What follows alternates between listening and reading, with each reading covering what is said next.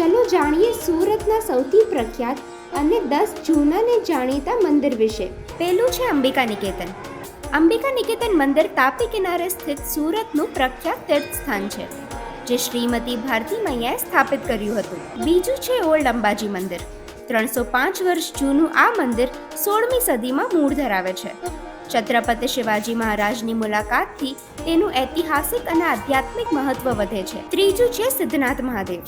શ્રી સિદ્ધનાથ મહાદેવ મંદિરનું નિર્માણ 1795માં શરૂ થઈ 1803માં દામાજી પિલાજી ગાયકવાડ દ્વારા પૂર્ણ થયું. રેલવે પાટાના લાકડાથી બનેલી ધર્મશાળા અહીં આજે જોવા મળે છે. માગશર સુદ 11 યોજાતો મેળો શ્રદ્ધાળુઓ માટે આકર્ષણ છે. નંબર 4 પર છે ડુંબલ હનુમાનજી.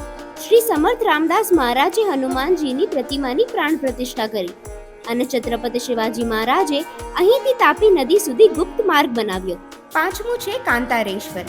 સુરતના કતાર ગામમાં આવેલું 3000 વર્ષ જૂનું કાંતારેશ્વર મહાદેવ મંદિર શ્રી રામજી સાથે જોડાયેલું પાવનધામ છે. તાપી પુરાણમાં ઉલ્લેખિત આ મંદિર શ્રદ્ધાળુઓ માટે આસ્થાનું કેન્દ્ર છે. છઠ્ઠું છે શ્યામ બાબા મંદિર.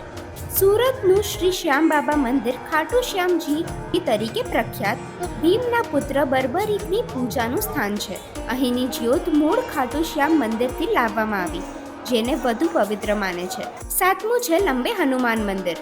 સંગ્રામપુરામાં સ્થિત લંબે હનુમાન મંદિર પ્રભુ હનુમાનજીને સમર્પિત પ્રખ્યાત હિન્દુ મંદિર છે, જ્યાં ભક્તો નિયમિત દર્શન માટે આવે છે. આઠમું છે બડા ગણેશ મંદિર.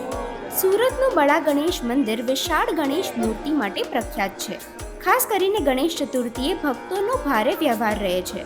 પછી આવે છે પારદેશ્વર મંદિર. આ મંદિર 50 વર્ષ જૂનું છે અને તેનું ઘણું મહત્વ છે.